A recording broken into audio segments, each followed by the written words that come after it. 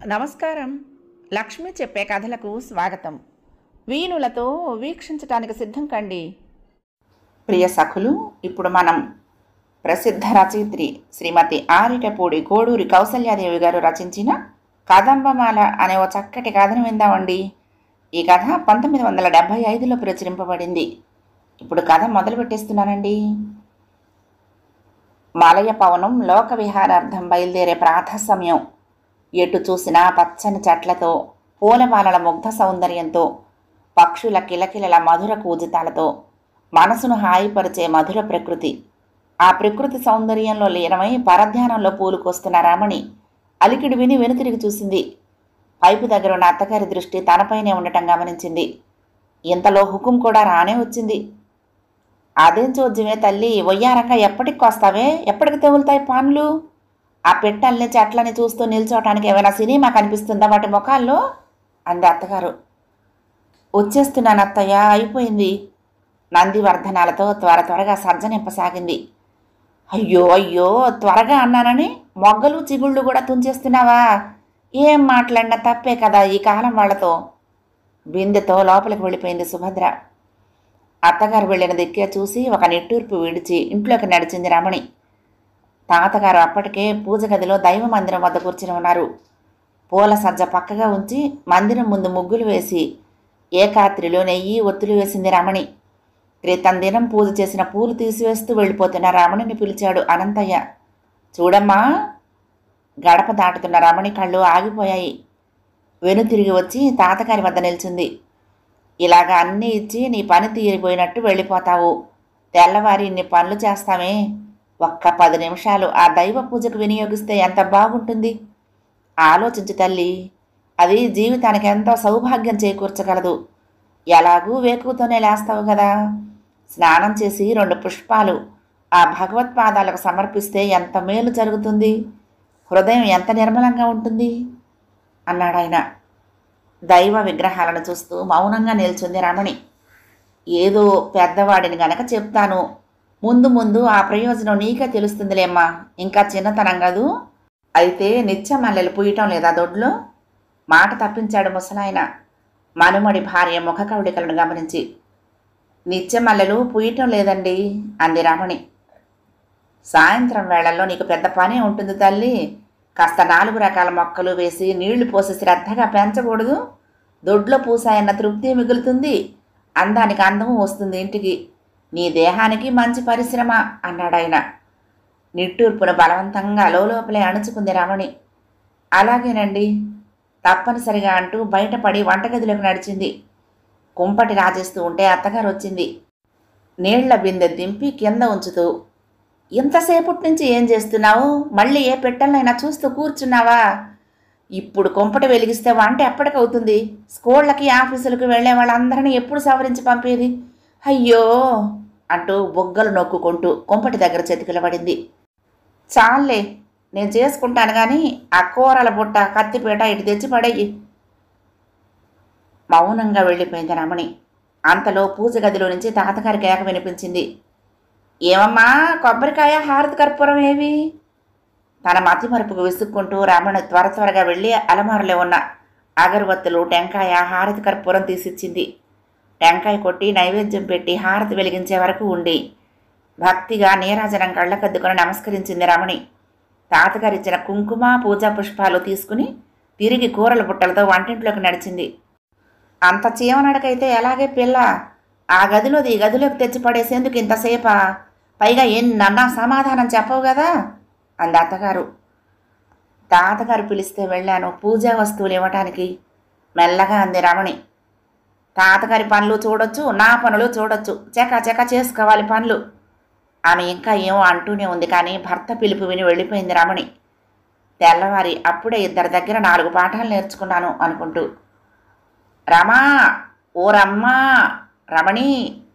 వెళ్ళేలోగానే 7-8 కేకలు వేశాడు సారథి. అబ్బబ్బబ్బా, పొద్దున్నే నేను లేచేసరికే కాస్త పేస్టు బ్రష్ సిద్ధం చేసి ఉంచకూడదా రమా? లేస్తూనే కేకలు పెట్టించుకోకపోతే? లేచేసరికి కాస్త ఎదురుగా కాఫీ కప్పుతో కళకళలాడుతూ నిల్చుంటే ఎంత సంతోషంగా ఉంటుంది నాకు. నవ్వింది రమణి. అసలు హాయిగా తీయగా మేల్కొలుపులు పాడుతూ నిద్రలేపితే ఇంకా బాగుంటుందేమో అంది బ్రష్ అందిస్తూ. ఆహా, అదృష్టమంతా నాదే. అయితే రేపటి నుంచి నీ పాట వినిపించనదే కళ్ళు విప్పును. నవ్వుతూ వరండాలకు నడిచాడు సారథి మొహం కడగటానికి. తేగలా చిక్కిపోయావంటే తేగ కావాలని ఏడ్చిందిట వెనకటికి అంటూ గది సర్దటానికి ఉపక్రమించింది రమణి. పక్కపై దుప్పటి దులిపి పరిచి టేబుల్ క్లాత్ సర్దింది. చిందరవందరగా ఉన్న మ్యాగజైన్లు దొంతిపెట్టి కాఫీ తేవటానికి వెళ్ళింది. ఆమె కాఫీతో తిరిగొచ్చేసరికి సారథి విసుగ్గా స్టాండ్ మీద బట్టలన్నీ తీసి చిరాగ్గా గిరవాటేస్తున్నాడు. ఏం కావాలి అడిగింది రమణి కాఫీ డ్రాయర్ మీద ఉంచుతూ. నీకెంత పరధ్యానం ఏంటి రమా, ఒకటిస్తే రెండివ్వవు. నీ దృష్టి ఆలోచనలు ఎక్కడుంటాయేమని నాకు తెలీదు. టవల్ ఎక్కడుందో కాస్త చూడు. విసుగ్గా మంచం మీద కూర్చున్నాడు. మాట్లాడకుండా క్షణంలో స్టాండ్ మీద టవల్ తీసిచ్చింది రమణి. అరే, నాకు కనిపించలేదేం ఎంత వెతికినా అంటూ అందుకున్నాడు. అవును మరి, కోడలు రాగానే మన కుటుంబాలు పని పాటలు మర్చిపోతాయి. కోడలు దాసీదైపోతుంది అంది రమణి నిష్ఠూరంగా. గలగలా నవ్వాడు సారథి కాఫీ చేతికి తీసుకుంటూ. చాలా కుటుంబాలకు నువ్వు చెప్పిన విషయం అన్వయిస్తుంది రమా, కానీ మన కుటుంబం విషయంలో అది నిజం కాదని చెప్తున్నాను. రమణి, ఈ ఇంట్లో ప్రతి ఒక్కరికి నువ్వంటే ఎంత అభిమానమో నీకింకా తెలియదు. అందరూ రమణి రమణి అంటూ ప్రేమగా అభిమానంగా పిలుస్తూ అనేక పనులకు నీపై ఆధారపడుతున్నారన్న సంగతి నువ్వు గుర్తిస్తే నీ హృదయం సంతోషపులకితం అవటం లేదు అన్నాడు. నిజమేననిపించింది రమణికి. తనకింతవరకు ఈ విషయం తట్టనందుకు లోపల బాధపడింది. ఆమె ఎదలో మెదిలే భావాలు కళ్ళల్లో ద్యోతకమయ్యాయేమో. మరి సారథికి ఇంకెప్పుడు ఇలా విసుక్కోవు కదూ అన్నాడు రమణి కళ్ళల్లోకి చూస్తూ. అంతే, ఆ చిరునవ్వులో రమణి హృదయం ఆనంద మీరాచికాలలో డోలలాడింది. స్నానం చేసి వచ్చేసరికి సంతోషంగా భర్తకు కావలసిన దుస్తులు తీసిచ్చింది. అతన్ని సంతోషంగా ఆఫీసుకు సాగనంపి వంటగదిలోకి వచ్చింది. ఏం తల్లి, అయ్యిందా మొగుడిని వీధి వరకు సాగనంపటం? కాస్త ఏమైనా సాయం చేయగలవా నాకు అంది సుభద్ర రమణిని చురచిరా చూస్తూ. అత్తగారి మాటలకు కోపం వచ్చినా రమణి మాట్లాడలేదు. కాఫీ గ్లాసులు కడిగి పెట్టి బియ్యం కడుగుతూ ఉండగా చిన్న ఆడబడుచు వచ్చింది. జడవై వదినా అంటూ. వస్తున్నా అని రమణి లేవబోతూ ఉండగా సుభద్రమ్మ మాటలతోనే అడ్డుపడింది. ఇక్కడ పని చూడు, నేను వెళ్తానులే. వదిననే వేయని అమ్మ అందంగా వేస్తుంది అంది లక్ష్మి. నోర్మయ్య భడవ, ఇప్పటి నుంచి షోకులుంటేనే గాని తర్వాత గ్రంథకర్త బాబు. ఒక్కటి మొట్టి కూతుర్ని బయటికి ఇడ్చుకెళ్ళింది సుభద్ర. ఒక్క క్షణం నివ్వెరపోయింది రమణి. ఆ మాట అన్నది లక్ష్మినా లేక నాన్న?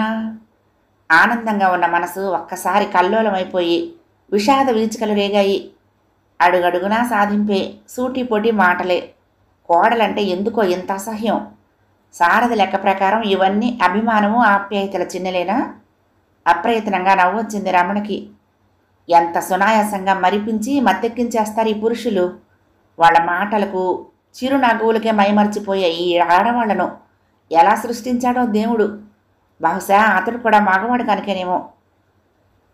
ఏమిటొదినో నీలో నువ్వే నవ్వేసుకుంటున్నావు? మరిది పలకరింపుతో ఉలిక్కిపడి తలెత్తి చూసింది. చేతిలో పుస్తకాలతో శ్రీను నిలబడి ఉన్నాడు. కొంచెం ఈ లెక్క చెప్పవా వదినా? ఇప్పుడే కావాలా? విసుగ్గా పెట్టింది మొహం. మాస్టారు కోపడతారేమో వదినా జాలిగా చూశాడు. సరేరా, ఇలా కూర్చో తప్పనిసరిగా అంది. లెక్కలు చెప్పాలని కానీ అసలు ఏ పని చెయ్యాలని కానీ ఆమెకు లేదు. ఎందువలనో పరధ్యానం ఎక్కువైపోయింది. కానీ తప్పదు. అర్థించుతున్నవాడు మరిది, సాక్షాత్తు భర్తకు తమ్ముడు. మామూలు కోడళ్ళందరికంటే చదువుకున్న కోడలికి మరొక అదనపు ఇబ్బంది అన్నమాట. ఏంటొదినా లెక్క చెప్పమంటే ఏటో చూస్తావే? తిరిగి శ్రీను మాట్లాడటంతో జాగ్రత్త పడింది రమణి. చెప్తాను, వరుసగా స్టెప్స్ వెయ్యి. వదిన టకటకా లెక్క చెప్పేయటం చూసి ఆశ్చర్యపోయాడు శ్రీను. ఈ లెక్క నిన్న మా మాస్టర్కి కూడా రాలేదు వదినా, ఇవాళ చూద్దామని వదిలేశారు. నువ్వు కాలేజీలో చదువుకోవాల్సింది స్కూల్ ఫైనల్ తర్వాత అన్నాడు. నిట్టూరుస్తూ తల పంకించింది రమణి. ఓహో, ఇవాళ నాకు ఎంత క్రెడిటో క్లాసులో. మాస్టర్కే రాని లెక్క మా వదిన చెప్పిందంటే.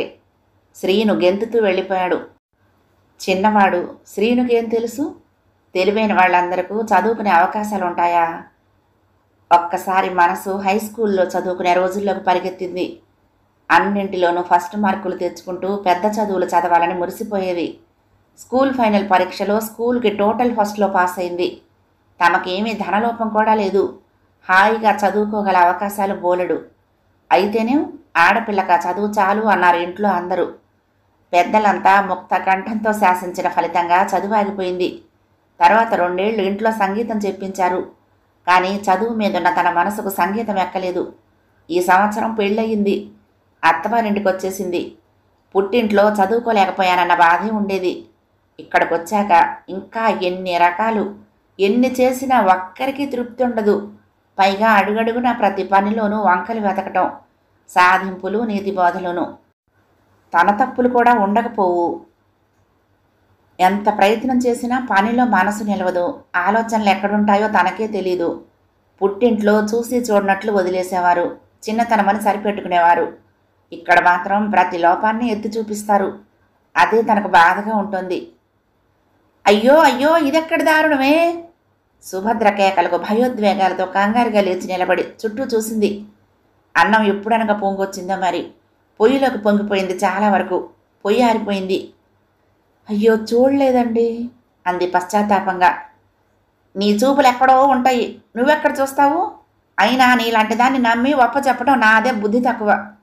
నుదురు కొట్టుకుంటూ గిన్నె దింపి గబగబా వార్చింది సుభద్రమ్మ. మౌనంగా నిల్చున్న కోడలికేసి చూసి, నీ చూపులు ఎక్కడో ఉంటాయి, నువ్విక్కడుంటే ఏదో ఒకటి చెప్పబుద్ధి అవుతుంది. నువ్వు అసలు ఇటువైపు రాక తల్లి అంది. ఆ మాట తీరని అవమానంగా తోచింది రమణికి. అమ్మాయి రమణి! తన గదిలోకి వెళ్ళిపోతున్న రమణి మామగారి కేక విని నిస్సహాయంగా ఆయన గదివైపు నడిచింది. చూడమ్మా, కాస్త పెన్నులో సిరా పోసిపెట్టు. సిరాతో తింపి పెన్నిచ్చి వెళ్ళిపోతున్న కోడల్ని తిరిగి వెనక్కు పిలుస్తూ, చూడమ్మా, అమ్మాయిలకు అబ్బాయిలకు వాళ్ళ పనులు ఏవో వాళ్ళకుంటాయి. స్కూళ్ళని, ఆఫీస్ అని. నువ్వు తీరిగ్గా ఉంటావు కదా, కాస్త నేను కోర్టుకు వెళ్ళే టైంకి పెన్ను, జేబు రుమాలు, కళ్ళజోడు లాంటివి కాస్త సిద్ధంగా ఉంచకూడదటమ్మా. తీరిగ్గా కూర్చుంటే నీకు మాత్రం ఏం తోస్తుంది? స్కూలు, ఆఫీసు, కోర్టు, ఈ 3 మినహా గోవిందరావు దృష్టిలో ఇంకేమీ లేవు.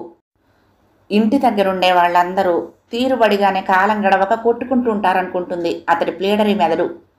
పైకి ప్రశాంతంగా అలాగేనండి అంటూ వెళ్ళిపోయింది. లోపల పాఠం నెంబర్ 6 అనుకుంటూ. భోజనం చేస్తూ, అన్నం ఇలా ముద్దగా అయిపోయిందేమిటి అన్నాడు గోవిందరావు. చదువుకున్న కోడలు అంట అంది సుభద్రమ్మ. మామగారి దగ్గర మంచినీరు, నెయ్యి ఉంచుతున్న రమణి ముఖమెత్తలేదు. గోవిందరావు మరి మాట్లాడలేదు. పిల్లలు, పెద్దలు ఒక్కొక్కరే భోజనానికి వచ్చి వెళ్తున్నారు. గ్రామ్ఫోను ప్లేటులా అందరి నుంచి వస్తున్న ఒకే ప్రశ్నకు సుభద్రమ్మ డిటోడిటో సమాధానాలు విని రమణి ముఖం భూమిలోకి కృంగిపోయింది. లోపల ఏదో దిగులు. అన్నం సహించలేదు. తిని తినకుండా లేచిపోయింది. ఓ పని చేత కాదు, తిండి తినటం ముందే చేత కాదు, మరి ఇంత నాజూకా? ఇంతకంటే మరి ఇంకేం అమృతం చేసి పెట్టి తినిపించేదో మీ అమ్మ, నాకు తెలీదమ్మా అంది సుభద్రమ్మ. అత్తగారి మాటలు నవ్వు తెప్పించాయి రమణికి. తిండికి కూడా నాజూకేమిటి, చాదస్తం కాకపోతే? దాని మాటలకేమి లెమ్మనా, అలా నీలో నువ్వే నవ్వుకుంటున్నావు అంది అత్తగారు. భగవాన్ అనుకుంటూ నిట్టూర్చింది రమణి. మధ్యాహ్నం సారథి భోజనానికి వచ్చాడు. రమణి వడ్డిస్తూ ఉంటే సుభద్ర గడప కవతల చెంగుపరుచుకుని పడుకుని లోకాభిరామాయణం చెప్పసాగింది. తమకు తెలిసిన వారి కోడళ్ళు ఎవరెంత కట్నం తెచ్చారో, ఎవరెవరికి ఎంత బాగా పని పాటలొచ్చునో అనేవే సంభాషణ సారాంశం. సారథి అన్నం చేత్తో పట్టుకుని ఒకసారి రమణి మొహంలోకి చూశాడు. అన్యాపదేశంగా తల్లి చెప్తున్న కబుర్లలో అంతరార్థం అతడికి బోధపడింది. రమణి సూటిగా చూడలేకపోయింది. అంతవరకు 7-8 సార్లు జరిగిన గ్రామ్ఫోన్ ప్లేటు సంభాషణ మళ్లీ వినవస్తుందనే భయంతో త్వరగా చేతులు కొంగుకు తుడుచుకుంటూ అక్కడి నుంచి వెళ్ళిపోయింది రమణి. అయ్యో, అటు వెళ్ళిపోతావేమిటి? మొగుడికి అన్నం పెట్టి కాస్త ఏం కావాలో కనుక్కోవద్దు? అయ్యో రాత, కోడలొచ్చినా నా పాటలు నాకు తప్పవు విసుక్కుంటూ లేచింది సుభద్ర కొడుకు భోజనం విషయం చూడటానికి. అత్తగారి మాటలు వినిపించాయి రమణికి, కానీ విననట్లే వెళ్ళిపోయింది. సారథి భోజనం ముగించి వచ్చేసరికి రమణి కిటికీ దగ్గర నిల్చుని వీధిలోకి చూస్తోంది. భర్త వచ్చినట్లు తెలిసినా వెనుతిరిగి చూడలేదు. 5 నిమిషాల పాటు సారథి కూడా మాట్లాడలేదు. మెల్లగా రేడియో పెట్టాడు. అయినా రమణి దృష్టి కదలలేదు. ఏమిటంత పరధ్యానం? మెల్లగా వెళ్ళి ఆమె వెనక నిల్చొని ప్రశ్నించాడు. ఏమీ లేదు. ఇంకా రమణి చూపులు దూరానికే నిగిడ్చి ఉన్నాయి. తాను ఆమె దృష్టిని అనుసరించి బయటికి చూశాడు. ఎదురుగా ఉన్న హై స్కూల్ పిల్లల్ని వదిలేశారు. అంతా బెలబెల ఇళ్లకు వెళ్ళిపోతున్నారు. 7-8 పిల్లల నుంచి 25 వరకు ఉన్నారు విద్యార్థులు. అందరూ సంతోషంగా సరదాగా కబుర్లు చెప్పుకుంటూ నడుస్తున్నారు. రమణి హృదయంలోని భావతరంగాలను సారథి అర్థం చేసుకోగలిగాడు. నీకింకా చదువుకోవాలనుందా అన్నాడు భుజంపై చెయ్యి వేస్తూ. ఉంటే మాత్రం ఎలా సాగుతుంది నిరాశగా అంది రమణి. చదువంటే నీకింత అభిలాష అని నేనెప్పుడూ అనుకోలేదు రమా. స్కూల్ ఫైనల్ మంచి మార్కులతోనే పాస్ అయ్యావు కదా, చదువుకోలేకపోయావా? మీ వాళ్లకు ధనలోపమేమీ లేదు కదా అన్నాడు సారథి. ధనలోపం లేదు కనుకనే మీలాంటి పెళ్లి కొడుకును వేలకు వెళ్ళిపోసి అల్లుడిగా పొందగలిగారు. చికాకులో వేగిపోయిన హృదయం సంభాషణలో జాగ్రత్త వహించలేకపోయింది. దెబ్బతిన్నట్లు చూశాడు సారథి. తిరిగి ఏదో సమాధానం చెప్దామనుకున్నాడు, కానీ ఏమీ మాట్లాడలేకపోయాడు. వెళ్ళి మౌనంగా ఆఫీసు దుస్తులు వేసుకోసాగాడు. వెళ్తూ వెళ్తూ గుమ్మం దగ్గర ఆగాడు. ఒక్క మాట రమణి, నేను కాకపోతే నా స్థానే మరొకడినైనా కొనుక్కుని ఉండేవారు మీ వాళ్ళు. అంచేత అపరాధం నాది కాదు అంటూనే సాగిపోయాడు. కానీ ఆ బాణానికి రమణి ముఖం ఎంత వాడిపోయిందో అతడు చూడలేదు. ఆఫీసులో కూడా సారథి కుదురుగా కూర్చోలేకపోయాడు.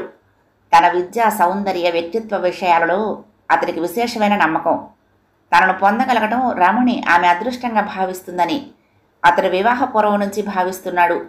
అది ఆత్మగౌరవమే కావచ్చు, లేక అహంభావమే కావచ్చు.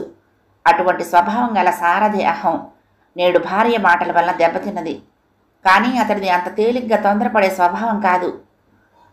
భర్తకు తన మాటలు కోపం కలిగించాయని భయపడిన రమణి సాయంకాలం సారథి వస్తూనే 2 పుస్తకాలు అందించడంతో కొంత ఆశ్చర్యపడింది, సంతోషించింది కూడా.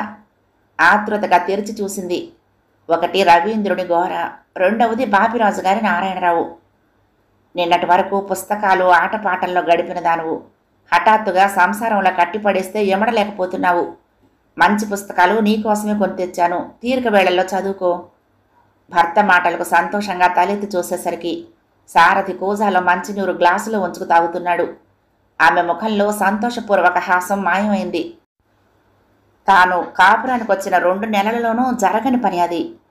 ఉదయం భర్త లేచేసరికి బ్రష్ మీద పేస్ట్ వేసి ఇవ్వటం దగ్గర నుంచి రాత్రి అతడు రాసుకుంటూ చదువుకుంటూ జారవిడి చేసిన పెన్ను పుస్తకాలు పదిలం చేసి లైట్ ఆఫ్ చేయటం వరకు తానే చేయాలి. నిజానికి అవన్నీ చేయటం తనకంత ఇష్టం లేకపోయినా, శ్రద్ధ లేకపోయినా సారథి చెప్పి చేయించుకుంటాడు. ఒక్క సారథి అనేమిటి, ఈ ఇంట్లో అందరూ తనకెన్నో పనులు చెప్పి చేయించుకునేవాళ్లే అనుకుంటూ ఉంటే తిరిగి రమణి మనసు కఠినమైపోయింది. మౌనంగా కాఫీ టిఫిన్ తెచ్చి అందించింది. సారథి ఎక్కువగా ఏమీ మాట్లాడలేదు. ప్రతిరోజు నవ్వుతూ సరదాగా ఎన్నో విశేషాలు మాట్లాడే అతడి మౌనం రమణికి కొద్దిగా బాధ కలిగించినా పైకేమీ మాట్లాడలేదు. రాత్రి భోజనానంతరం గోరా చదువుతూ కూర్చున్న రమణికి కాలగమనం తెలియలేదు. కానీ రేడియో ఇక ఇవాళకి నా పని అయిపోయింది తీసేయి మొర్రోమని అన్నట్టు బిర్రుమంటూ భరింపరాని శబ్దం చేయటం వినిపించి ఉలిక్కిపడి స్విచ్ కట్టేసింది. చదువు పాడైనందుకు విసుక్కుంటూ టైం చూసింది. 12 దాటుతోంది. సారథి నిర్మలంగా నిద్రపోతున్నాడు. రాస్తున్న కాగితాలు, చదువుతున్న పుస్తకాలు ఎక్కడవక్కడ వదిలేసి నిద్రపోయేవాడల్లా ఇవాళ శ్రద్ధగా సర్దుకుని మరీ పడుకున్నాడు. ఏమిటి మార్పు ఆలోచిస్తూ పడుకుంది. మర్నాటి ఉదయం రమణి నిద్ర లేచేసరికి 8 అయింది. సారథి అప్పటికే ఆఫీస్కి వెళ్ళిపోయాడు. లేపకూడదు కాబోలు అనుకుంది రమణి కోపంగా. పుట్టింట్లో 9 గంటలకు కూడా లేచే అలవాటు ఉండేది. కానీ అత్తవారింటి దగ్గర ఈ 2 నెలల నుంచి 5 గంటలకే లేవటం అలవాటుగా ఉంటుంది. అంచేత ఏదో తప్పు చేసిన దానిలా బాధపడింది. తన కోసం ఏ పని ఆగలేదు. పూజ అయ్యి తాతగారు తీరికగా పేపర్ చూస్తున్నారు. అత్తగారి వంట అవుతూ ఉంది. భర్త ఆఫీస్కి వెళ్ళాడు. మరిదులు ఆడపడుచులు చదువుకుంటున్నారు. ఒంట్లో బాగోలేదా అని పలకరిస్తూ ప్రతి ఒక్కరూ ఆమె ఆలస్యంగా లేచిన విషయం గుర్తు చేశారు. ఆ రోజు నుండి రమణి సారథుల మధ్య మాటలు బాగా తగ్గిపోయాయి. తన పనులు తానే చేసుకుంటున్నాడు, లేదా చెల్లెళ్లతో తల్లితో చెప్పి చేయించుకుంటున్నాడు. కానీ రమణికి చెప్పటం లేదు. అలాగని అయిష్టమూ లేదు. ప్రేమ సుహృద్భావాలకి ఏమీ లోటు లేదు. అతడు ప్రతి పని చెప్పి చేయించుకున్నప్పుడు బాధపడిన రమణి ఇప్పుడు అతడు పనులు ఫరమాయించడం లేదే అని బాధపడసాగింది. మీరు చాలా ముభావంగా ఉంటున్నారు అంది ఒకనాడు సారథితో. ఓహో అన్నాడు సారథి. అది చెయ్యి ఇది చెయ్యి అని చేయించుకునేవారల్లా మీ పనులు మీరే చేసుకున్నారు ఎందుచేత? అదొక మాదిరిగా నవ్వి ఊరుకున్నాడు సారథి. ఏం అసలంత ముభావంగా ఉంటున్నారు నాతో? రెట్టించింది రమణి. మాట మార్చాడు సారథి. నేను తెచ్చిన పుస్తకాలు చదవటం అయిపోయిందా? కొత్తవి తెస్తానులే అన్నాడు. అందలి నిగూఢ గర్భితమైన ఎత్తిపొడుపుకు రమణి దెబ్బతిన్నట్లుగా చూసింది. కాలక్షేపానికి పుస్తకాలు లేవు కనుక నాతో మాటలు ఆలనా పాలనలు కావాల్సి వచ్చాయా అన్నట్లుంది ఆ మాటల అంతరార్థం. అతడా ఉద్దేశంతో అనినా అనకపోయినా రమణికి కోపం వచ్చింది. దెబ్బతిన్న అహం ఆమెను మౌనం వహించనీయలేదు. నా పనులు నచ్చక నా నుండి తప్పించుకోవటానికి పుస్తకాలు తెచ్చి అంటగడుతున్నారా అంది తీవ్రంగా. ఈసారి సారథి సున్నిత హృదయం గాయపడ్డట్టు అతడి నేత్రాలు స్పష్టంగా ప్రదర్శించాయి. కొద్దిసేపు అతనేం మాట్లాడలేదు. తర్వాత మెల్లగా అన్నాడు. నీ మాదిరిగా అనాలోచితంగా మాట్లాడి నేను బాధించలేను రమణి. సహృదయంతో చేసిన పనులకు విపరీతార్థాలతో వ్యాఖ్యానించడం నీకే చెల్లింది. తెలివి తక్కువగా ఎంతటి ఆప్తులనైనా మాటలతో చేతలతో గాయపరుచుకుంటారు కొందరు. సున్నితము మధురత్వము లోపించిన అటువంటి సంసారాలు స్నేహాలు నా దృష్టిలో పరిహాసాస్పదం. ఒకసారి ఆకాశానికి ఎత్తిన నోటితో మరొకసారి భూపతనం చేయటం సంస్కార లక్షణం కాదు రమణి. అమృతము హాలాహలము ఎప్పుడూ తమ తమ నిర్దిష్ట స్థానాల్లోనే ఉండాలి. వాటికి స్థానచలనం కలిగితే అంతా అరిష్టమే అన్నాడు. ఓహో, ఎంత బాగా చెప్పారు. మరి ఇన్ని తెలిసిన వారికి కోపం ఎందుకో? అస్తమానం రమణి రమణి అని పిలిచిన నోరు పిలిచినట్లే ఉండేది. ఇప్పుడు పిలుస్తున్నారా, పనులు చెప్తున్నారా? ఎందుకొచ్చింది మీలో ఈ మార్పు అడిగింది. నువ్వు నా ఓర్పును పరీక్షిస్తున్నావు అంతే. నేను సమాధానం చెప్పకుండా తప్పించుకుందామన్న ప్రశ్నను నువ్వు మరీ మరీ రెట్టిస్తున్నావు. పని చేయాలనుకున్న వాళ్ళు చెప్పించుకోకుండానే చేస్తారు. విసుక్కుంటూ మ్రొక్కుబడిగా చేసే పనులు కాదు నేను కోరేది. ప్రేమపూరిత హృదయం, అనురాగ ప్రఫుల్లమైన అంతరంగం. అది ఉన్ననాడు నా పట్ల నీ బాధ్యతలేమిటో వాటంతట అవే తెలుస్తాయి. నేను చెప్పక్కర్లేదు అన్నాడు. అంటే మీ పట్ల నాకు అనురాగం లేదంటారా? తీక్షణంగా అడిగింది రమణి. బరువుగా నెట్టూర్చి లేచి ఎక్కడికో వెళ్ళటానికి తయారవసాగాడు సారథి. దుస్తులు వేసుకుంటూ మెల్లగా అన్నాడు. ఎందుకు ప్రతిదీ రెట్టిస్తావు రమణి? మన విషయాలు మన మధ్యనే ఉండిపోవాలి. ఆప్తులైనా సరే మరెవరికి తెలియకపోవటం మంచిది. మన వివాహమై ఇప్పటికి సరిగ్గా 2 నెలలు. నిజంగా చాలా స్వల్పకాలమే. వ్యక్తులు జీవితాంతం కలిసి ఉన్న కొన్ని విషయాలలో కడపటి వరకు ఒకరికొకరు అర్థం కాకుండానే ఉంటారు. ఇక మన మధ్య తెరలు పూర్తిగా తొలగిపోయాయనుకోవటం అవివేకం. వాగ్వాదాలు ఆవేశాలు అనర్థానికి మూలం కానీ అర్థం చేసుకోవటానికి ఉపయుక్తం కావు. సమాధానం కోసం చూడకుండానే వెళ్ళిపోయాడు. ఒక ఆదివారం సారథి తీరిగ్గా గదిలోనే కూర్చున్నాడు. అక్కడే కూర్చుని రవీంద్రుని జోగు చదువుతున్న రమణి హఠాత్తుగా తలెత్తి, ఇందులో కుముదిని మధుసూదనుల గురించి నీ అభిప్రాయం ఏంటి అని అడిగింది. నవ్వాడు సారథి. నాకు తెలీదు అన్నాడు. అంటే? ఆ పుస్తకాలు నేనెప్పుడూ చదవను. నవలలు చదివే అలవాటు లేదు నాకు చెప్పాడు. మరి ఇంత మంచి పుస్తకాలు ఎలా ఏరి తేగలుగుతున్నారు ఆశ్చర్యంగా ప్రశ్నించింది. అది ఒక ఘనకార్యమేనా? ఏదో కాస్త మంచిదిమ్మంటే ఆ కొట్టువాడే ఎంచిస్తాడు. మరి మాట్లాడకుండా చదువుకోసాగింది రమణి. రమణి అత్తగారి కేక వినిపించడంతో విసుక్కుంటూ పుస్తకం పక్కన పెట్టి లేచి వెళ్ళింది. ఓ పావు గంటలో తిరిగి వచ్చిన రమణి మళ్లీ విసుక్కుంటూ తాతగారి పిలుపుకు లేచి వెళ్ళింది. 10 నిమిషాల్లో తిరిగొచ్చి కూర్చుని మళ్లీ పుస్తకం చేతపట్టింది. కాసేపటికి కాఫీ పలహారాలతో ప్రవేశించిన సుభద్ర విసుగ్గా కోడలి వంక చూసింది. నాకు పెద్ద పని పాటలు చెయ్యకపోయినా కాస్త నీకు నీ భర్తకు ఏం కావాలో చూసుకునే ఓపికైనా లేకపోతే ఎలా అంది. రమణి మౌనంగా లేచి నిల్చుంది. మాట్లాడలేదు. సుభద్ర ధాటి కొడుకు మీదకు తిప్పింది. అయినా నువ్వెందుకు ఆ పుస్తకాలన్నీ తెచ్చిస్తావు అబ్బాయి? మరో దృష్టి లేకుండా ఈవిడేదో పెద్ద ఎంఏ పరీక్షకు వెళ్తున్నట్లు చదవటం, లేకపోతే పని చేయకుండా కూర్చోవా నువ్వే చెప్పావా? నాకు తెలియక అడుగుతాను అంది. నిదానంగా అన్నాడు సారథి. చేసేవాళ్ళు వద్దన్నా మానరు, చెయ్యని వాళ్ళు సాధించినా చెయ్యరు. ఆశ్చర్యపోయింది సుభద్ర.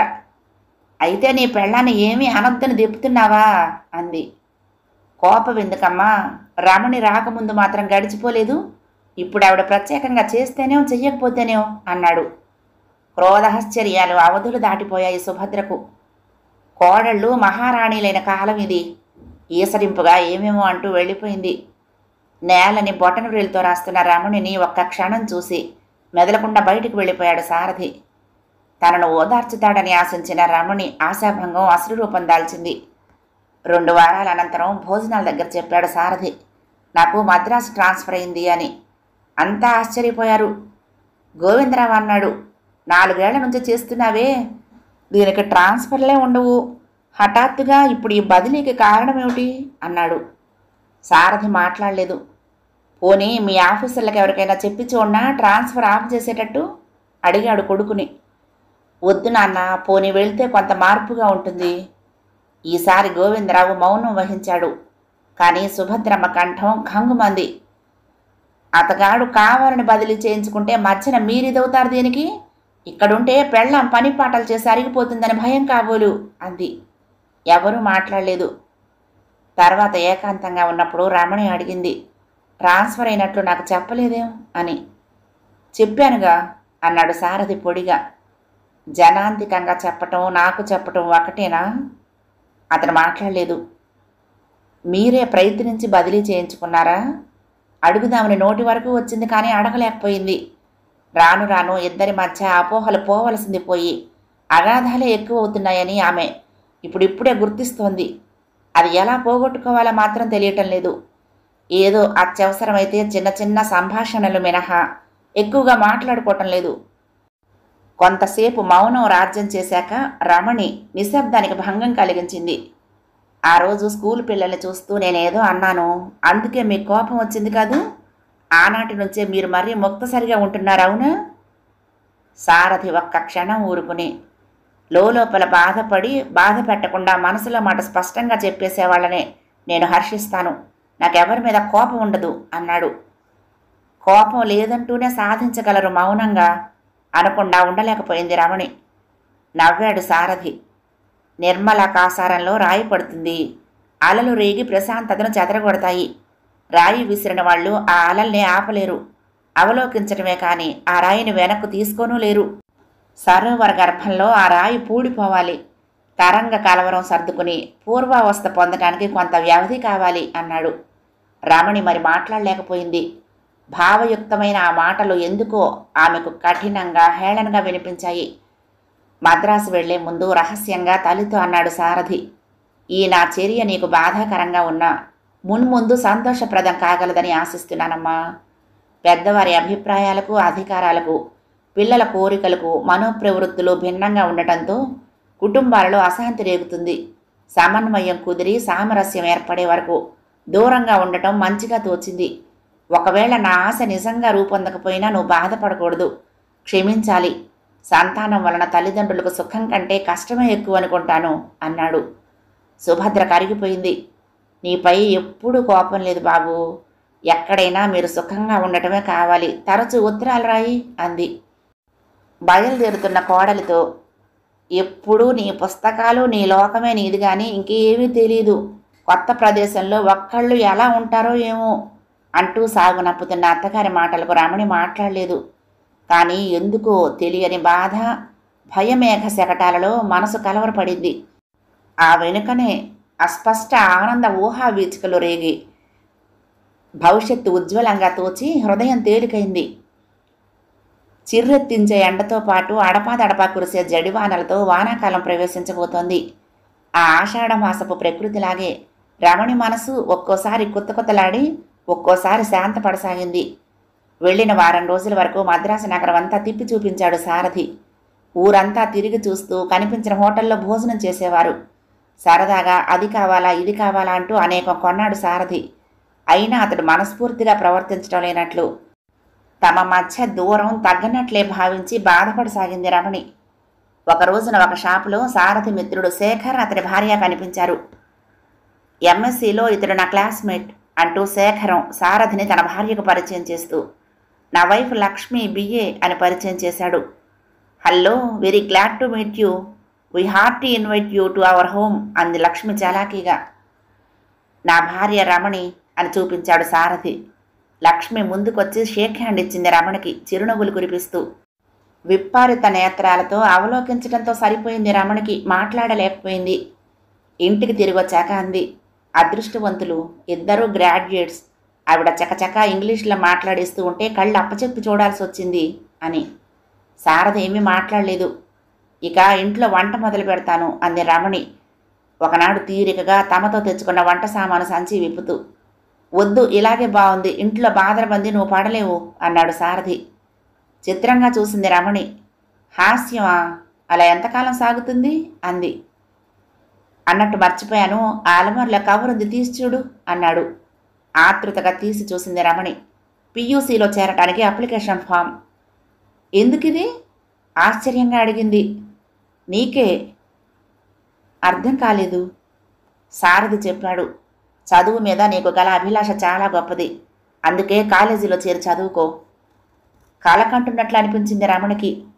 నాకిప్పుడు చదివేమిటి అంది నవ్వుతూ భర్త మాటల్ని నమ్మలేక. అప్పుడేమిటి ఇప్పుడేమిటి, మానవుడు ఎప్పుడైనా విద్యార్థి. అవకాశం ఉండాలే కానీ ఎప్పుడైనా చదువుకోవచ్చు. నిజంగా చదువుకోమనేనా? ఇంకా నమ్మలేకుండా ఉంది రమణికి. అవును రమణి, నిజంగానే చెప్తున్నాను. మీ నాన్నగారు పెళ్లి చేసేశారు చదువు మానిపించి. అక్కడ తండ్రి, ఇక్కడ భర్త ఎవరూ నీ కోరిక తీర్చలేదని నువ్వు మూగ బాధ అనుభవించకూడదు. నీకోసమే నేను ఇక్కడికి ట్రాన్స్ఫర్ చేయించుకున్నది. లక్షణంగా కాలేజీలో చేరి చదువుకో, అందుకు అవసరమైన సర్టిఫికెట్లు అవి తెప్పించుకో అన్నాడు. అత్తగారు వారు ఏమంటారు? ఈసారి సారథి గొంతు కొంచెం కఠినంగా పలికింది. ఎవరేమనుకుంటారన్నది కాదు ముఖ్యం, మన అంతఃకరణ ఆత్మతృప్తి ప్రధానం. మనం అక్కడి నుంచి ఇక్కడికి వచ్చేటప్పుడే వాళ్ళు అనుకున్నవన్నీ అనుకున్నారు చెప్పాడు. ఇంత మంచివారైన భర్త సహృదయాన్ని తానింతవరకు అర్థం చేసుకోలేకపోయినందుకు బాధపడింది రమణి. ఇటువంటి వ్యక్తి సాహచర్యం కంటే చదువు ముఖ్యమా? ఇప్పుడు చదువుకుని నేనేం చేయాలి కనుక అని కూడా ఆలోచించింది ఆ పశ్చాత్తాపంలో. కానీ కాలేజీ, చదువు, సహ విద్యార్థినులు, వివిధ రకాల కార్యకలాపాలు, పోటీలు, ఆటపాటలు, ఓహ్, కాలేజీ జీవితం బంగారు జీవితం. ఊహాంబరంలో తారకయ్యి సూదంటు రాయిలా ఆకర్షించసాగింది. కాలేజీకి వెళ్తోంది వస్తోంది రమణి. అడిగినంత డబ్బిచ్చేవాడు సారథి. ఎందుకని మాత్రం ఎన్నడూ అడిగేవాడు కాదు. కాలేజీ బాగుందా, పాఠాలు అర్థమవుతున్నాయా అని మాత్రం అడిగేవాడు అప్పుడప్పుడు. ఇద్దరి దగ్గర చెరొక తాళం ఉండేది. ఇల్లు శుభ్రం చేసి నీళ్లు తెచ్చి హోటల్ నుండి క్యారియర్ తేవటానికి ఒక మనిషిని పెట్టుకున్నారు. ఇద్దరి టైంలు ఒకటి కాదు. అతడి ఆఫీసు ఉదయం 7 నుండి మధ్యాహ్నం 12 వరకు, తిరిగి 1 గంట నుండి 4 గంటల వరకు. రమణి కాలేజీ 10 నుండి మధ్యాహ్నం 1 గంట వరకు, 2 నుండి సాయంత్రం 5 గంటల వరకు. ఒక్కొక్కసారి సాయంత్రం ఆటలవి ఉండి రమణి ఇంటికి వచ్చేసరికి 6 కూడా దాటేది. ఆలస్యానికి కారణం సారథి ఎప్పుడూ అడగకపోవటం రమణికి వింతగా తోచేది. రాత్రి 8 గంటలకి హోటల్ నుండి వచ్చిన భోజనం సారథి, రమణి ఒకేసారి భుజించేవారు. ఏం మాట్లాడుకోవలసి ఉన్నా అక్కడే మాట్లాడుకునేవారు. భోజనానంతరం రమణి తన పాఠాల ముందు కూర్చుంటే సారథి తన ఆఫీస్ కాగితాలు చూసుకుంటూ కూర్చునేవాడు. ఆ పాఠాల్లో పడి చదువుతూ ఉంటే టైం తెలిసేది కాదు రమణికి. ఎంత చదివినా ఇంకా చదవాల్సినవి అనేకం మిగిలిపోయేవి. ఏ 11 గంటలకో 12 గంటలకో ఆమె చదువు దగ్గర నుండి లేచేసరికి సారథి సగం నిద్రలో ఉండేవాడు. ప్రొద్దుపోయే వరకు చదవటం వలన ఉదయం 7-8 గంటలైతే కానీ మెలకు వచ్చేది కాదు రమణికి. ఆ సమయానికి సారథి ఆఫీస్కి వెళ్ళడానికి తయారవుతూ ఉండేవాడు. ఒక్కోసారి వెళ్ళిపోయేవాడు కూడా. ఫ్లాస్కులో కాఫీ, మూత పెట్టిన టిఫిన్ ఒంటరిగా ఆమె కోసం ఎదురు చూసేవి. మధ్యాహ్నం కాలేజీలోనే ఉండిపోయి హాస్టల్లో భోజనం చేసేది రమణి. సారథి ఆఫీస్ నుంచి హోటల్కి వెళ్ళి తిరిగి ఆఫీస్కే వెళ్ళిపోయేవాడు. వారానికి ఏ ఒక్కరోజు మాత్రమే ఇద్దరూ సాయంకాలం సకాలంలో తిరిగి వచ్చేవారు ఇంటికి. ఆదివారాలు పూర్తిగా ఇంటి దగ్గరున్న ఇద్దరి మధ్య మాటలు అరుదుగానే ఉండేవి. అతడి స్వభావం ఏమిటో ఎంతగా ఆలోచించినా రమణికి అర్థం కాలేదు. తన ప్రతి కోరిక తీరుస్తున్నాడు, కానీ ముభావంగా ఉంటాడు. కోపమా అంటే అదే లేదు. ఎప్పుడు చూసినా అతడి ప్రశాంత వదనంలో చిరు దరహాసం వెలువిరుస్తూనే ఉండేది. ఒక సాయంత్రం రమణి అంది, కాస్త అలా ఎటైనా వెళ్ళాలని ఉండదా మీకు? నీకు వెళ్ళాలని ఉందా? సారథి ఎదురు ప్రశ్న ఆమెకు చికాకు కలిగించింది. తిరిగి మాట్లాడలేదు. రా వెళ్దాం, నీకేమైనా చదువుకోవలసినవి ఉంటాయేమోనని నేను ఆ ప్రస్తావన తేవటం లేదు. పద బీచ్కి వెళ్దాం అంటూ దారి తీశాడు. అంతే, ఆ రోజు మట్టుకే. మళ్ళీ మర్నాటి నుండి మామూలే. రమణి అడగలేదు. అతడు ఆ ధ్యాస ఉన్నట్లే ఉండేవాడు కాదు. ఆఫీసు కాగితాలు చూసుకోవటం, లేకపోతే వీధి వరండాలో కూర్చుని వచ్చేపోయే జనాన్ని నిర్విరామంగా తిలకించటం. ఒక ఆదివారం రమణి స్నేహితులు ఇందిరా, కమల వచ్చారు. భర్తకు పరిచయం చేసింది రమణి. చాలా ఆదరంగా మాట్లాడాడు సారథి. వారి మార్కులు, పై చదువుల విషయంలో ఉద్దేశాలు అడుగుతూ చాలా చనువుగా మాట్లాడాడు. కొద్దిసేపు అయ్యాక మీరు మాట్లాడుకోండి అని తన గదిలోకి వెళ్ళిపోయి సండే స్టాండర్డ్ తిరగేసాగాడు. ఓ గంట పోయాక రమణి వచ్చింది అతని దగ్గరకు. వాళ్ళు నన్ను సినిమాకి రమ్మంటున్నారు అంది. పర్సులో ఉంది, డబ్బు తీసుకో అన్నాడు సారథి తలెత్తకుండానే. రమణి కదల్లేదు. అలాగే అతడి కుర్చీ వెనక ఆనుకుని నిల్చుంది. 2 నిమిషాలయ్యాక సారథి తలెత్తాడు. వెళ్ళు రమణి, నా పర్సులో డబ్బుంది అంటున్న అతడికి ఎందుకో రమణి అదో మాదిరిగా కనిపించింది. వెళ్ళను, వాళ్ళని పంపించేశాను అంది నేలవైపు చూస్తూ. అర్థం కానట్లు చూశాడు సారథి. మనం ఇక్కడికొచ్చి 2 నెలలైంది. వచ్చిన మొదటి వారంలో 2 సినిమాలు చూశాం. మళ్ళీ ఇంతవరకు చూడలేదు అంది. సారథి మనసులో ఆశ్చర్యం పొడచూపింది. క్రిందటి ఆదివారం వెళ్ళావుగా నీ స్నేహితులతోటి?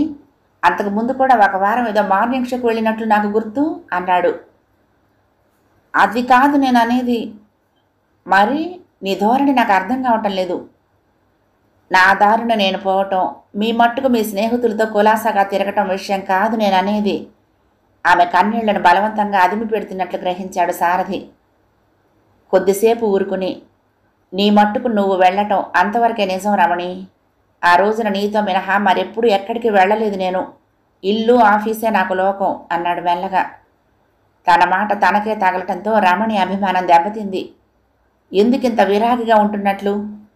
ఏనాటి నుంచో అదిమి పెడుతున్న కోపం ఒక్క మాటతో వెలువడిపోయింది. సారథి జవాబివ్వలేదు. ఒక్క రూమ్లో ఉంటున్న 2 మిత్రులం మనం, అంతేనా? అంతకంటే మన మధ్య సంబంధం లేదా? రమణి కంఠం చాలా కఠినంగా పలికింది ఈసారి. ఎందుకలా ఆవేశపడతావు రమణి?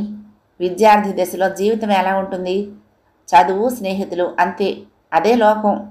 అంతకు మించిన బాధ్యత ఎవరైనా పైన ఉంచబోయినా మనసు చికాకు పడుతుంది. స్నేహితులు ఎక్కడికైనా రమ్మంటారు. వాళ్ళ మాట తీసేస్తే బాగుండదు. సరే, చదువు ఒక సముద్రంలాగా ఎంత చదివినా తరగదు. ఇవిగాక నాతో షికార్లకు, సినిమాలకు తిరగటానికి నీకు టైం ఉండకపోవచ్చునని అనుకున్నాను. నీకు వెళ్లాలనుంటే పద వెళ్దాం అంటూ లేచి స్నానాల గదిలోకి వెళ్ళాడు. అతడు తిరిగి వచ్చేసరికి రమణి ఇంకా కుర్చీలోనే ఉంది. శ్రావణ మేఘాలలో వర్షిస్తున్నాయి ఆమె నేత్రాలు. సారథి గమనించి కూడా చెలించలేదు. ఆమెను చూడనట్లే దుస్తులు వేసుకోసాగాడు. తన మాటల ప్రభావం ఆమెపై ఎలా పనిచేస్తుందో అతడు ముందే ఊహించాడు. అందుకే అనేసి అక్కడి నుంచి తప్పుకున్నాడు. తిరిగి ఆమెను లాలించి కరిగిపోవలసిన అవసరం నుండి తప్పించుకోవటానికి. కానీ ఆ ప్రభావం ఎంతసేపు ఉండగలదని అతడు అనుకోలేదు. అతడు చూసి చూడనట్లు తిరుగుతున్నాడని రమణి అనుమానపడింది. కానీ నిర్ధారించుకోలేకపోయింది.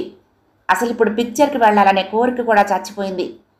కానీ ఇప్పటికే నిగ్రహం లేనిదని భర్త భావించి ఉండొచ్చు. అతడి దృష్టిలో మరీ చులకన కాకుండా ఉండటానికి బలవంతంగా లేచి అతన్ని అనుసరించింది. తన చదువు విషయంలో అత్తగారి, మామగారి అభిప్రాయాలు ఎలా ఉన్నాయో తెలుసుకోవాలని ఉండేది రమణికి. కానీ సారథి అంతా క్షేమమేనట, ఉత్తరం వచ్చింది అని చెప్పటం మినహా ఎప్పుడూ ఒక్క ఉత్తరం కూడా ఇవ్వలేదు ఆమె చేతికి. రమణి గ్రహించుకోగలిగింది. బహుశా అత్తగారు తన విషయంలో నిష్ఠూరపడి ఉంటుందని. పుట్టింటి నుండి ఉత్తరాలు వచ్చినా అవి కేవలం క్షేమ సమాచారాలు. బహుశా వారికి కూడా తన చదువు అంగీకారం కాదేమో. క్వార్టర్లీ పరీక్షలొచ్చాయి. శ్రద్ధగా చదవసాగింది రమణి. కానీ ఎంత శ్రద్ధగా చదివినా ఎందువలనో దృష్టి కేంద్రీకరించలేకపోయేది. ఒక్కో అరగంట, గంట కూడా ఏ ఆలోచన లేకుండా అలా పరధ్యానంగా గడిపేసేది. ముభావంగా ఉండే భర్త కూడా బాగా చదువుకో రమణి అని మధ్య మధ్య హెచ్చరించేవాడు. రాత్రి స్వయంగా హోటల్కి వెళ్ళి ఫ్లాస్కుల కాఫీ పోయించుకొచ్చి రమణి టేబుల్ మీద ఉంచేవాడు. ఆమె తిరిగి ఉదయం త్వరగా లేవటానికి 4:30కు తానే అలారం పెట్టేవాడు. ఇవన్నీ చూస్తూ ఉంటే ఏమిటో రమణి మనసు తనకే తెలియకుండా అయిపోయింది. పరీక్షలైపోయాయి. సెలవులకు ఇక్కడే ఉందామా, ఎటైనా వెళ్దామా అడిగింది రమణి. మీ వాళ్ళింటికి వెళ్తావా?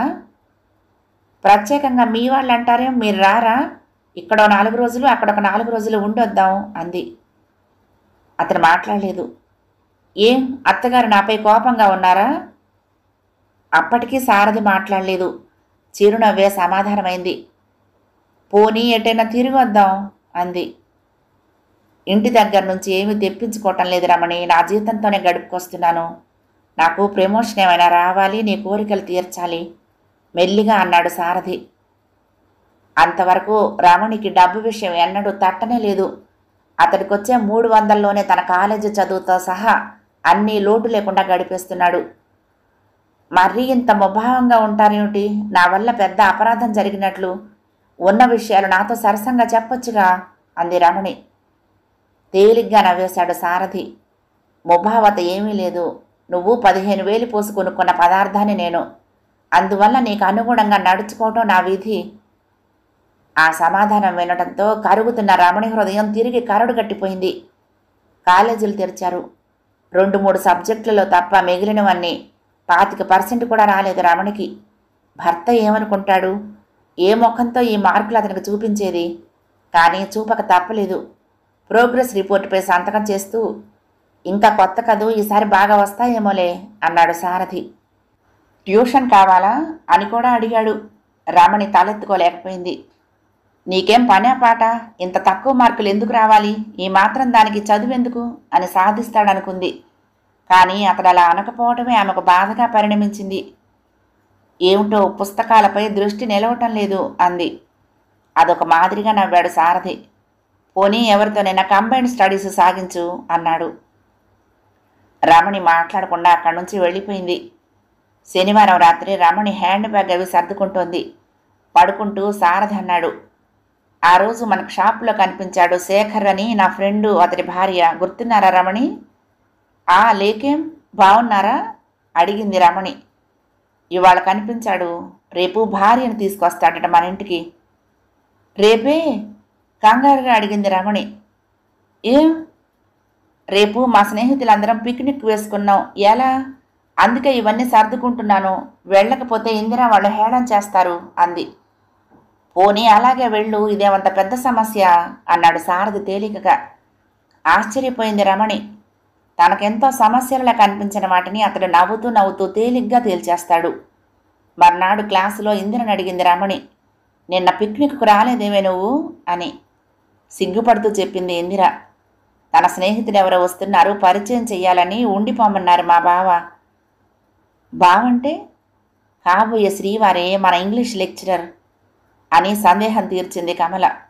నిర్ఘాంతపోయింది రమణి. కాబోయే భర్త కోరికకు కట్టుబడిపోయింది ఇందిర.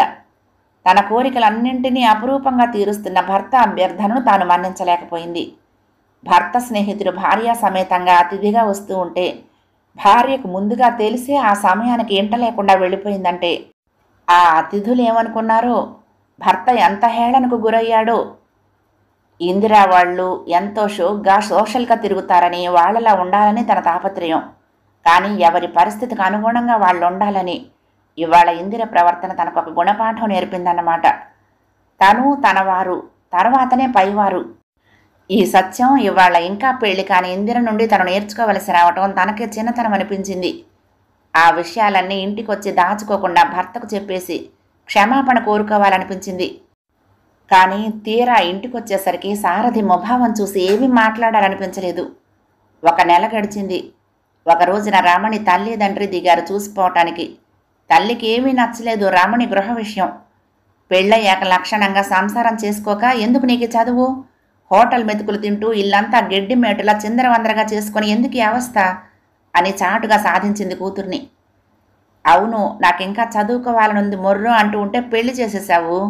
ఆయన మంచివారు గనక చదువుకొనిస్తున్నారు.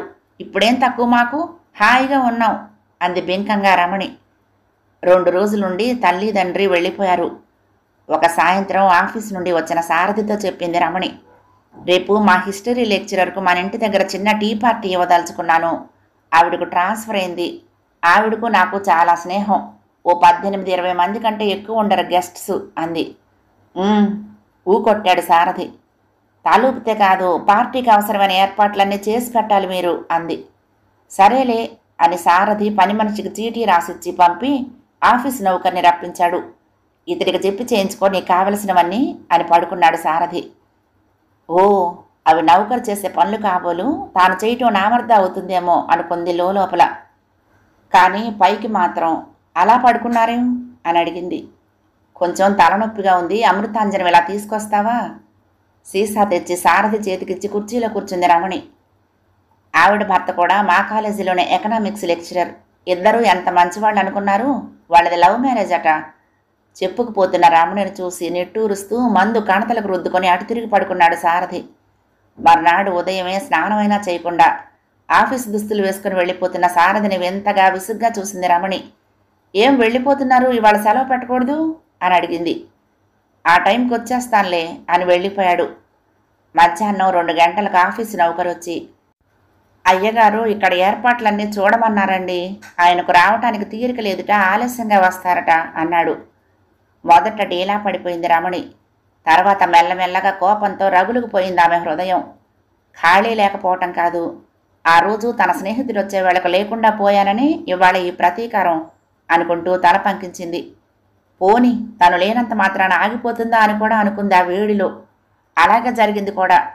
టీ పార్టీ చాలా సంతోషంగా జరిగింది. ఆ తర్వాత అందరూ సినిమాకు వెళ్ళిపోయారు. రాత్రి రమణి తిరిగి వచ్చేసరికి, టీ పార్టీ బాగా జరిగిందా, సినిమాకు వెళ్ళారా అని చిరునవ్వుతో పలకరించాడు గదిలో పడుకుని ఉన్న సారథి. బాగానే జరిగింది, ఎవరి కోసమూ ఆగిపోలేదు. అక్కసంతా వెళ్ళకెక్కి మరొక గదిలోకి వెళ్ళిపోయింది. మర్నాడు 7 గంటలకు రమణి నిద్రలేచేసరికి సారథి ఇంకా లేవలేదు. అతడెప్పుడు ఉదయం 6 గంటలకే లేస్తాడు. ఎంచేత లేవలేదో మరి. 9 గంటలైనా సారథి లేవలేదు. కాలేజీకి వెళ్ళటానికి తయారవుతూ ఇక ఉండబట్టలేక అతని గదిలోకి వెళ్ళింది రమణి. సన్నగా మూలుగు వినిపించింది. తల వరకు ఉన్న రగ్గును తొలగించి చూసింది ఆత్రంగా. శరీరం అంతా వణికిపోతోంది. ఏ 104 ఉండొచ్చు జ్వరం. ఒళ్ళు పేలిపోతోంది, స్పృహ కూడా లేదు. అప్రయత్నంగానే రమణి నేత్రాలు వరదలయ్యాయి. నిలువునా కంపించిపోయింది. త్వరగా డాక్టర్ దగ్గరకు పరిగెట్టించింది నౌకర్ని. మలేరియా జ్వరం, పర్వాలేదు, సాయంత్రానికి కొంత నెమ్మదిస్తుంది అన్నాడు డాక్టర్. అన్నట్లుగానే సాయంత్రానికి శరీర ఉష్ణోగ్రత కొంచెం తగ్గింది. మెల్లగా కళ్ళు తెరిచిన సారథికి ఎదురుగా రమణి శోకదేవతలా కనిపించింది. అతని హృదయం గిలగిల్లాడింది. ఏం రామా, ఏమిటి, ఏమైనా కంగారు పెట్టానా అడిగాడు ఆత్రంగా. కళ్ళు తుడుచుకుంది రమణి. ఇప్పుడు ఎలా ఉంది, ఎప్పుడొచ్చింది జ్వరం అంది అతడు క్రాఫ్ సరిచేస్తూ. వెక్కిళ్ళు మాత్రం తగ్గలేదు. పర్వాలేదు రమణి, తగ్గిపోతుందిలే. భోజనం చేశావా, ఇప్పుడు టైం ఎంతయింది అన్నాడు. రమణికి కూడా అప్పుడు టైం విషయం గుర్తుకొచ్చింది. సాయంత్రం 4. ఉదయం నుండి అలాగే కూర్చుని ఉన్నదన్నమాట. భర్త ఎంత బలవంతం చేసినా రమణి భోజనం చేయలేదు. కాస్త కాఫీ తాగి అతడికి పళ్ళరసం ఇచ్చింది. ఆమెకు భోజనం మీద, తన ప్రవర్తన మీద, తన మీద కూడా అసహ్యం కలిగింది. ఆ సమయంలో ఎంత ప్రయత్నించినా కన్నీటి స్రవంతి కట్టుబడలేదు. రాత్రి వచ్చిందా జ్వరం, నాకు చెప్పారు కాదు అడిగింది నుదురు ఐస్ బ్యాగుతో ఒత్తుతూ. లేదు రమణి, మొన్న సాయంత్రమే వచ్చింది. అందుకే టీ పార్టీ ఏర్పాట్లు చేయడానికి ప్యూనుని పిలిచాను. అదే తగ్గిపోతుందని నిర్లక్ష్యం చేశాను. నిన్న తెల్లారేసరికి మరీ భారంగా ఉంది. జ్వరం వాడిని నేను ఇంట్లో ఉంటే నువ్వు దిగులు పడతావు. టీ పార్టీ సంతోషప్రదంగా జరగదనుకుని వెళ్ళి హోటల్ రూమ్లో పడుకున్నాను. డిస్పెన్సరీకి వెళ్ళి ఏదో మందు తాగాను, కానీ పనిచేసినట్టు లేదు అన్నాడు నీరసంగా నవ్వుతూ. తల తిరిగిపోయింది రమణికి. భోరున అతడిపై పడి ఏడవటం మినహా మాట్లాడలేకపోయింది. సహృదయంతో అతడు చేసిన పనికి తన తెలివి తక్కువ మనసు ఎంత కల్మషంగా ఊహించుకుందో తలుచుకుని కుమిలిపోయింది. జ్వరంతో ఉన్న మనిషి రాత్రి వేళ ఏం దాహం వేసిందో, ఏం అవసరం కలిగిందో తానేమీ పట్టించుకోలేకపోయింది. అయినా అతడికి కోపం లేదు. అతడి పెదవులపై ఎప్పటిలాగే చిరు దరహాస చంద్రికలు మెరుస్తూనే ఉన్నాయి. కానీ భగవంతుడు క్షమిస్తాడా తనను? అంతటి ప్రేమమూర్తిని భర్తగా పొందిన మరే స్త్రీ అయినా సరే పువ్వులతో పూజించుకొని ఆరాధిస్తుంది. తనలా ఎవ్వరూ నిర్లక్ష్యం చెయ్యరు. రమణి పైకేమీ మాట్లాడకపోయినా ఆమె ఎదలో రేగిన కల్లోలాన్ని గ్రహించగలిగాడు సారథి. ఆ ఆవేశం అంతా అలా అసురు రూపంలో బయలుపడటమే మంచిదనుకున్న సారథి మౌనం వహించాడు. అటువంటి సమయంలో మౌనమే మంచి ఓదార్పు కూడా. సారథి జ్వరం తగ్గటానికి 1 వారం రోజులు పట్టింది. ఆ 1 వారం రోజులు అతడు ఎంత చెప్పినా వినకుండా రమణి కాలేజీ మానేసి అహోరాత్రాలు అతడి సన్నిధినే గడిపింది. నర్సింగ్ హోంలో చేరతానన్న సారథి మాటలకు నేను బ్రతికే ఉన్నాను అంటూ కటువుగా మాట్లాడింది. సారథి నవ్వుకున్నాడు, మరి మాట్లాడలేదు. మరొక 1 వారం గడిచింది. ఇక నాకు బాగా ఓపికొచ్చింది రమణి, నువ్వు కాలేజీకి వెళ్ళు, 2 రోజులు పోయాక నేను ఆఫీస్కి వెళ్ళగలను అన్నాడు. బత్తాయి రసం తీస్తున్న రమణి మాట్లాడలేదు. వినిపించలేదేమోనని మళ్ళీ చెప్పాడు సారథి. మెల్లగా తలెత్తింది రమణి. ఇక వెళ్ళదలుచుకోలేదు, మానేశాను చదువులు ఎన్నైనా ఉంటాయి, కానీ గడిచిపోతున్న ఈ ఒక్కొక్క బంగారు క్షణము తిరిగి రాదు అంది. రమణి, ఆశ్చర్యంగా అన్నాడు సారథి. అవును, ఆశ్చర్యపోకండి, నిదానంగా అంది. ఇప్పుడు నేను ఆ తెలివి తక్కువ రమణిని కాదు. విద్య విజ్ఞానార్థం. వివేకం లేని విద్య ఎంత అభ్యసించినా ఒకటేనని గ్రహించాను. ఏ విద్య అయినా, ఎటువంటి విజ్ఞానమైనా తనకు తన వారికి ఆనందంగా ఉండాలి, కానీ అనర్థహేతువు కాకూడదు. ఏ చదువు ఇవ్వలేని వివేకాన్ని ఈ 10 రోజులు మీ సేవలో దైవతుల్యమైన మీ సహృదయాన్ని అర్థం చేసుకోవటంలో పొందగలిగాను చెప్పింది. దీర్ఘంగా తేలిగ్గా నిట్టూర్చాడు సారథి. చాలా సంతోషం రమణి. హృదయాలు అర్థమయ్యాక మాటలు అనవసరం. కానీ ఒక సంగతి ఇంతకాలం మన మధ్య దూరం వల్ల చెప్పలేకపోయాను. నీకు ఇంకా చదువుకోవాలన్న కాంక్ష, అసంతృప్తి ఎలా అంతర్గతంగా ఉండేవో, కొంతకాలం నాకు అలాగే విదేశాలు వెళ్ళాలని, ఈ ఉద్యోగపు బాదరబందీలో అప్పుడే చిక్కుకోకుండా ఇంకా ఏమేమో చదవాలని ఉండేది. కానీ నాన్నగారి అనంగీకారం వల్ల నా ఆశలు నెరవేరలేదు. నేను చాలా బాధపడిన మాట నిజం, కానీ ఎవరిని నిందించలేదు. కోరినవన్నీ అందిరావనే సత్యం గ్రహించాను. పరిస్థితులతో సమన్వయపడిపోయాను. ఆ సమన్వయమే నీ హృదయంలో కొంత ఆలస్యంగా కుదురుకుంది అన్నాడు. అవును, కృతజ్ఞతాపూర్వకంగా అంది రమణి. అన్నీ తెలిసిన వారు కనుకనే నా మూర్ఖత్వాన్ని అంత సహనంతో నెట్టుకొచ్చారు. మీ ఓర్పుతోనే నాకొక గుణపాఠం నేర్పారు. భగవత్ సృష్టిలో రకరకాల రంగురంగుల పుష్పాలు విరుస్తాయి. వాటి మట్టుకు వాటికి ఎన్నో కోరికలు, ఆశలు ఉన్నా వాటి మనోభిష్టానుసారం మాత్రం జరగదు. బహుశా అవన్నీ కూడా భగవత్పాదార విందాల దగ్గర చరితార్థం పొందాలని కోరుకుంటాయి. కానీ అలా జరగదనటం పరమసత్యం. కొన్నింటి ఆశయం మాత్రమే సిద్ధిస్తుంది, కొన్ని నిరర్ధకంగా వాడిపోతాయి, కొన్ని మాలగా ఏర్పడి కోమలుల పురులను అలంకరిస్తాయి. మానవుడు వాని ఇష్టాయిష్టాలు గ్రహించకుండా రంగురంగుల పూలతో కంటికింపుగా కనిపించే మాల కూర్చుకు మురిసినట్లే ఈ మానవ కుసుమాలతో భగవంతుడు మాల అల్లి మెడలో వేసుకుంటాడు. ఆశయం సిద్ధించలేదని అసంతృప్తితో ఆరాటపడి అలమటించే కంటే ఆ చిత్రమైన దండలోనే ముక్తి, మోక్షము అని తెలుసుకుంటే ధన్యులం.